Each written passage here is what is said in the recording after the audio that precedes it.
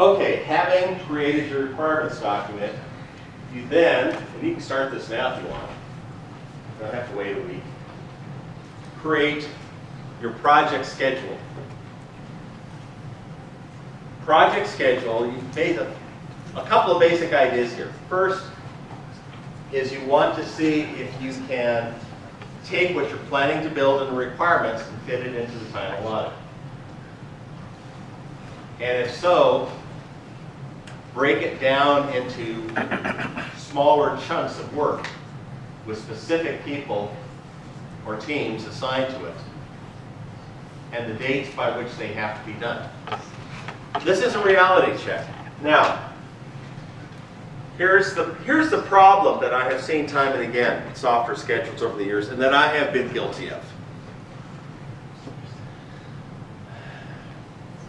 You start off, you tend to be a bit more detailed up front, and as you get further into the project schedule, you're waving your hands a bit more, and you have buckets that say, okay, test to make sure this works, and so on. And the farther along in the project schedule your schedule is, the less connected it is to reality. You're sort of mentally pushing a bunch of stuff into big buckets towards the end. My observation is a more effective means of scheduling is to start at the end and work backwards. If you can define what you want on March 18th and say, okay, to have that working, what do we need working? What do we have to get done just before that? And then you start working backwards. And what often happens, you start to work backwards, you say, oh my gosh, we don't have enough time to do all the things that would be necessary to get this last set of tasks done. And you start reducing your scope. Now,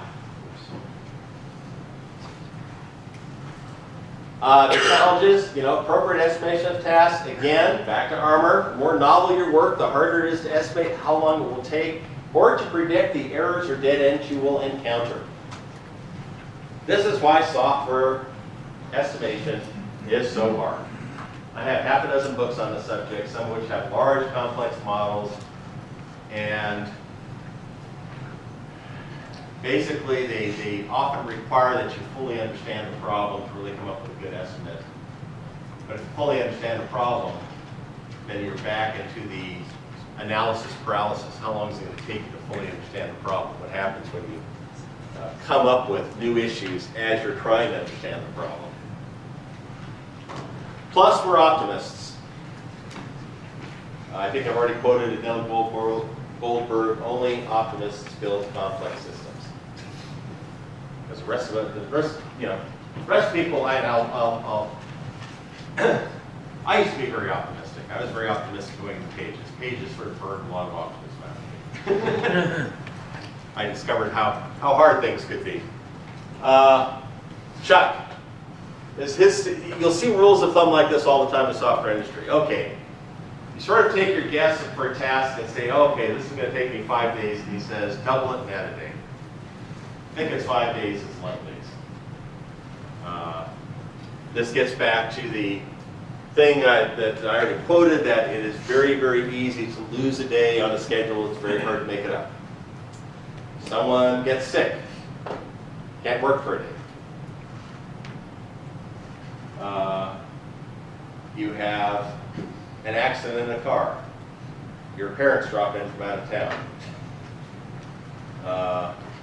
Your wife goes into labor. I have a couple of class babies every semester.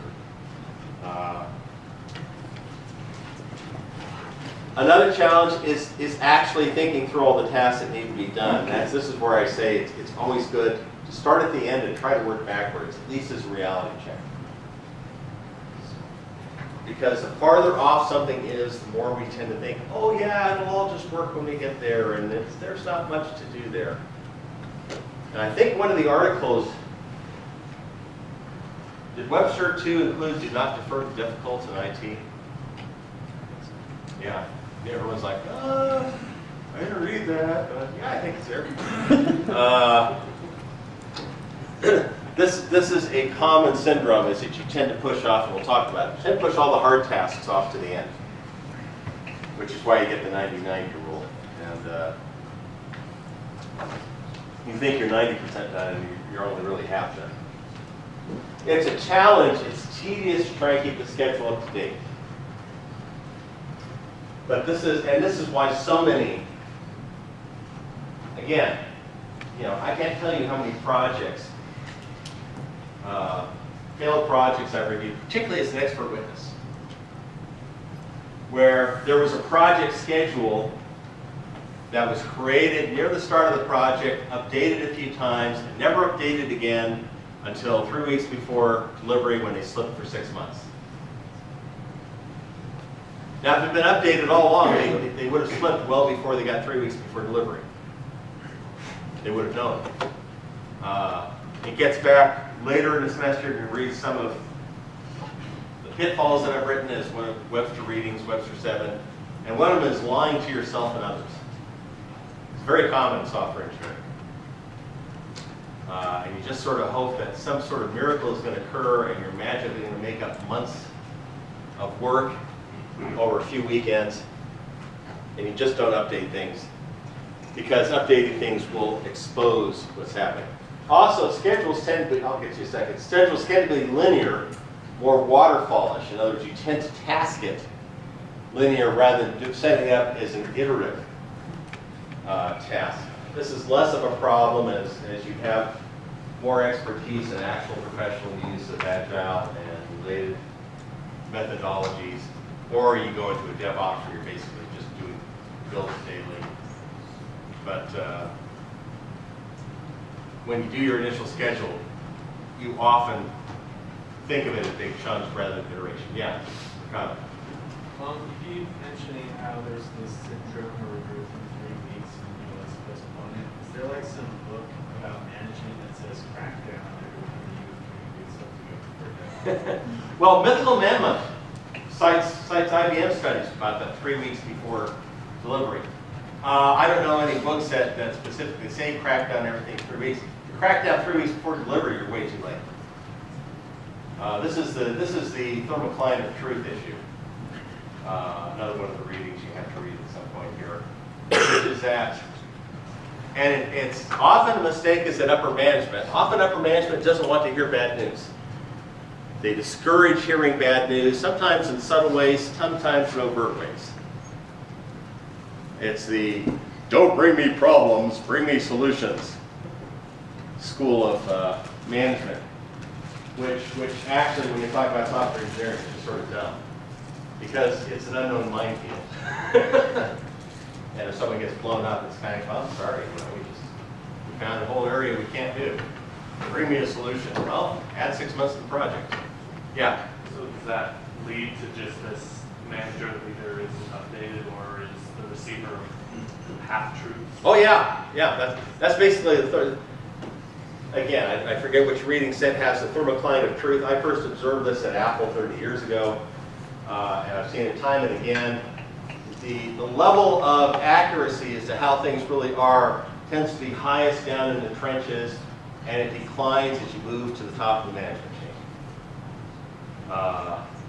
Because the human tendency is to minimize bad news and emphasize good news, and that can just go right up the chain. Sometimes it's just a little bit like, a 20% swap going up, so that people at the top really are just, hey, no, that project's going really well. I've already mentioned here, when I'm brought in to review existing projects at corporations, I spend my first several days talking to people all up and down the chain, but especially in the trenches. And as I've said, once I talk to about half a dozen engineers in the trenches, I know what's wrong. I know the real state of things. And they basically, the corporations pay me a lot of money to go do something they could do in a day's time on their own. But they don't want to talk to the people in the trenches. Yeah? So, what are your thoughts on top management bypassing lower managers and talking straight to the program? They absolutely should do it. They absolutely should do it. In fact, one of the things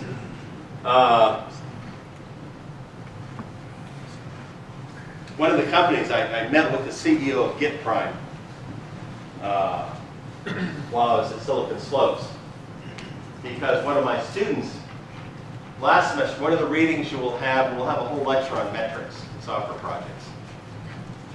And I did 3 articles for baseline, and in the 3rd article, I talked about all the reasons most metrics don't work. And I basically said in this article, it was written back in 2008, I said what someone should do is instrument a software development project, gather lots of data, and then, after the project's done, try and do analysis to correlate the data retrieved, what was most predictive of how the project went. And late last semester, one of my 428 students said, hey, I ran into this company out of Denver that seems to be doing what you're talking about. And I pinged them and had some great talks with them and met with the CEO, Travis Kimmel, at Silicon Slopes and attended his lecture. That's basically what they do. They have all this instrumentation that's built in to the source code control system and to other automated systems, so that it's automatically collected, it's independent, it's objective, and then they have done data analysis on us and say, okay, what's really predictive of what happens? In fact, one of the interesting things, this is a side note, because I've done a lot of analysis, and I said, what's something that's sort of counterintuitive or different from you expected? And he said, you know, the whole thing about talent, you should all be interested in this.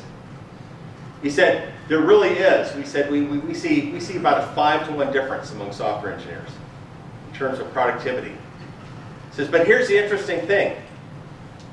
When that person who's 5 times more productive gets put as part of a team and the team grows above a certain size, her or his productivity suddenly drops.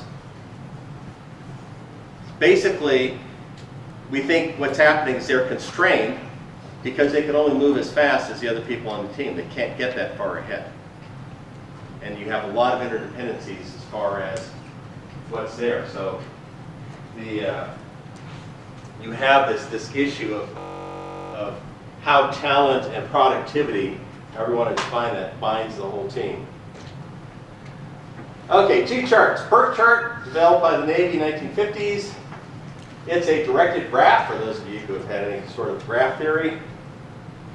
Basically, it's bubbles and arrows for the project. Bubbles representing an end.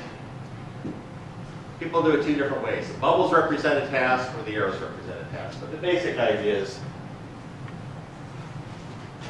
well, let me show you one. There you go. There's a simple PERT chart. You have bubble, tasks, you have estimated durations, and then you have the end of the project. The arrows indicate dependencies. In other words, in this one, task 3 requires both task 1 and task 2 to be finished. Task 4 is separate from any of those, and to be complete, you have to have both task 3 and task 4 done. So that's a PERT chart in a nutshell. We'll go back to the page. Arrows coming in show what tasks have to be completed before this one can start. Arrows going out show what other tasks cannot start till this one's done. And the 2 big things you get out of a PERT chart, go back to this. We'll go to the next one, which is better. You have dependencies, so you know you're able to, in a simple chart, define what tasks are dependent upon other tasks, what has to be done. And with both the dependencies and the estimated task durations, you have a critical path. A critical path is simply the one where the combined duration from start to finish, from 1 to 8 in this case, is the greatest number. So here we have 1 to 3 to 5 to 6 to 8 is a critical path, because with the estimation of 2 days, 5 days, 6 days, and 3 days, that's 16 days. All the other paths leading to 8 or longer. Actually, in this case, all the paths leading to 6 or longer, or shorter, excuse me. So you captured in a single diagram both dependencies and what the critical path is. The advantage of this is often you'll say, well, we have half a dozen tasks to do, and we know the estimation. Without the dependencies and critical path, you may not realize how long that makes your whole schedule. So you need to consider the dependencies.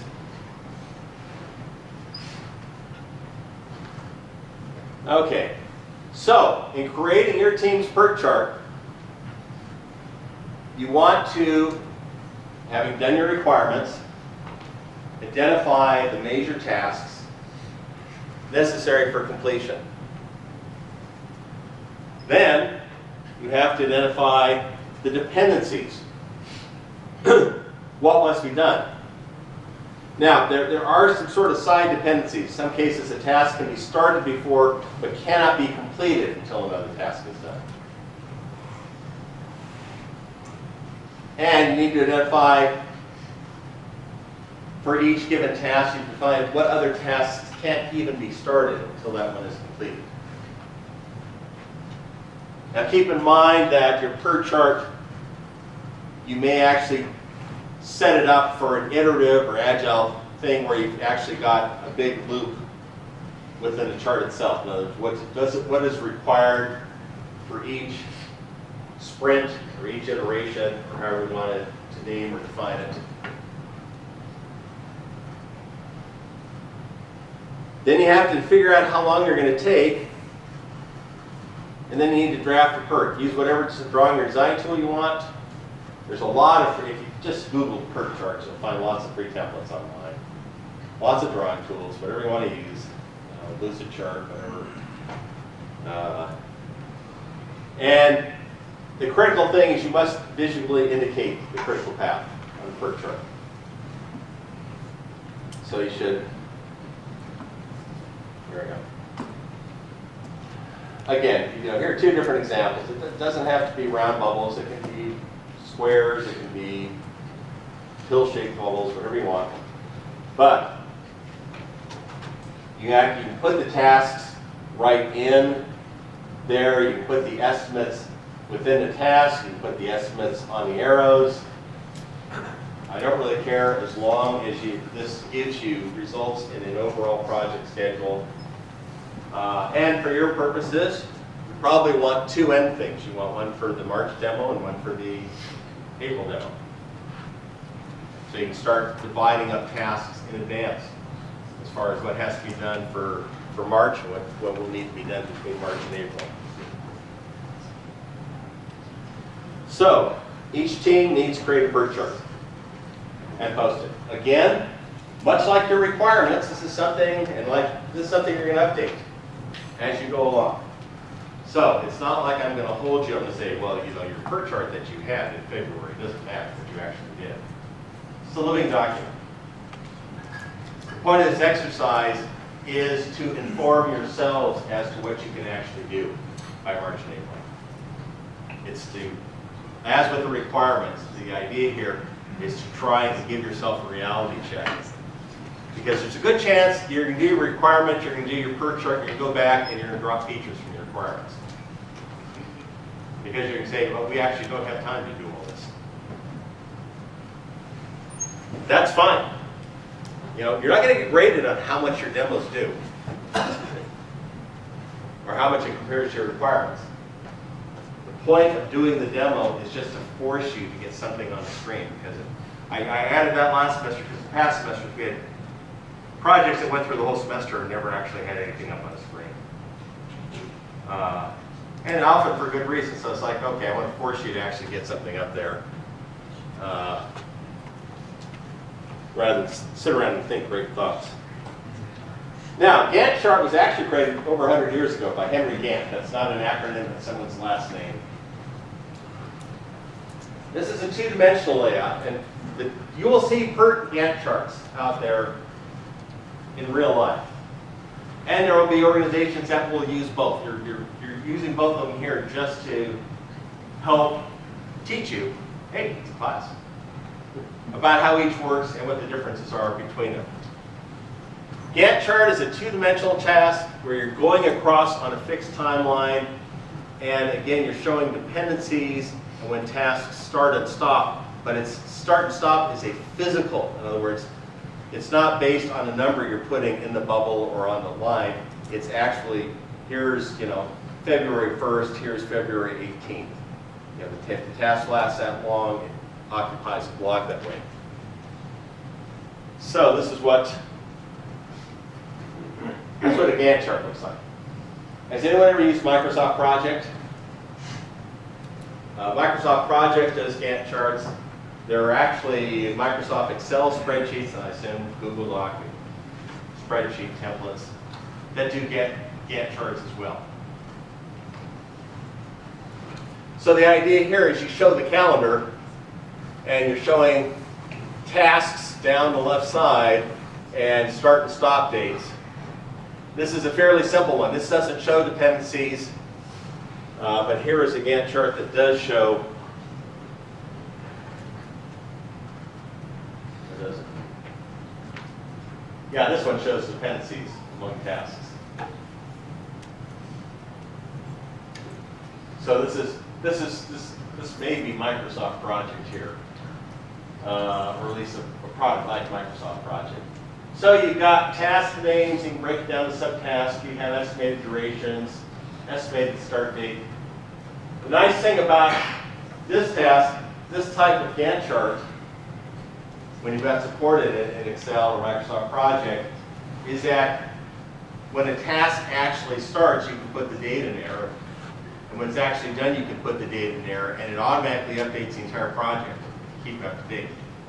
Now, once again, what I have often seen in failed projects is this will get done at the start and it'll never get updated.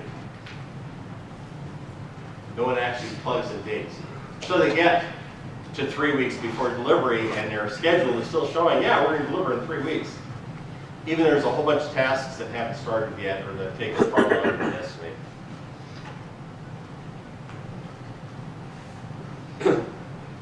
So, creating your team's Gantt chart. Basically the same data that you have to come up with your PERT chart, which are tasks, dependencies, durations. Some Gantt charts will allow you to identify the specific people who are or teams that are working for tasks. I have a set of deliverable templates on the class wiki. Let's see where that is.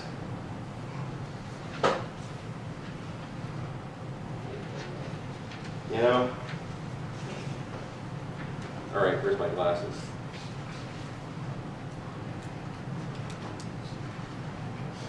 Okay, I had my reading glasses just a second ago. There we go, I can see the rest.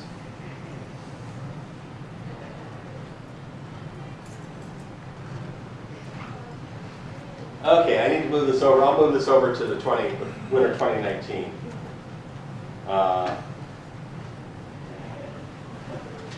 But once I post the slides, you get to, this is the fall of 2018, which works just as well. So there's a Gantt chart, one in Excel, and one in Word, that you're welcome to use. You're welcome to go out and find other stuff, other Gantt chart templates.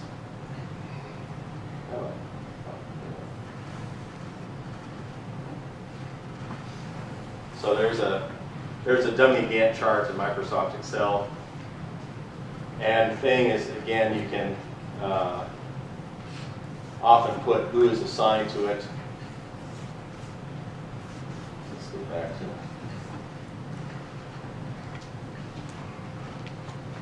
to So put that together. Make sure your PERT and Gantt charts agree with each other. In other words, start and stop dates should be the same, durations should be the same. Doing one will probably help you. Your deadlines and dependencies should match. Now, since you don't have class next week, I strongly urge that you watch the podcast on project management, but it is long. And if you don't want to watch the whole thing, the first one you can skip about an hour in and go to 6320 on the video. And that will start talking about PERT and Gantt charts, and the second one for the first 20 minutes. And I'll allow you to count, because this is so long, the time you spend watching this podcast, and only this time, but time you spend watching this podcast will count as billable hours. And I'll post these slides. You have some other resources you can go to here. So, team assignment. Create both a PERT and a Gantt chart. You may want, the podcast describes a task table. In other words, if you simply want to define tasks with identifiers, M1, M2, M3, B1, B2, B3, and have a separate chart, you're welcome to do that, or you can actually put the task name and identifier in the PERT and Gantt chart yourself. That's entirely up to you. PERT chart should visually identify the critical path. That's something I will ding you on if you don't have a critical path in your PERT chart. Gantt chart should somehow tie to your team members. In other words, with the Gantt chart, you should have some means of indicating which team member or team members are working which tasks. Put it up, put it on your wiki. It's due in 2 weeks, and we'll go over them some again because of the time crunch. I don't know how much time I'll spend on them, but I will review them before class in 2 weeks and may bring up something to display. Any questions on any of these deliverables?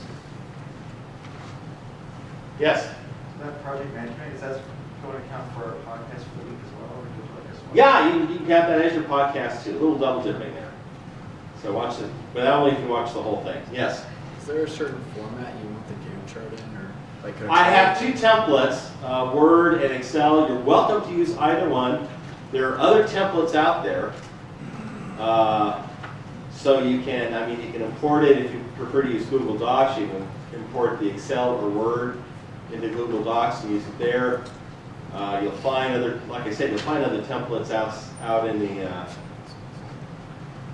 world, and other applications. If you have access to an application, I don't know if you guys have automatic access to Microsoft Project through the CS department.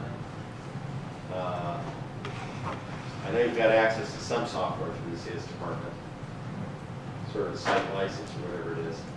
So there are a number of things you can do there. Other questions?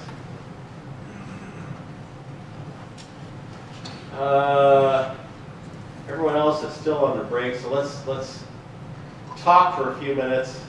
I'll start the next lectures. Oh yes, John. So each week, like I have reach out to the project managers of each project. Just please schedule a phone call with me, or just come to my office hour and have a 3 to 5 minutes chat. I have done it with a couple project managers, and I will reach out to one random team member of each team each week.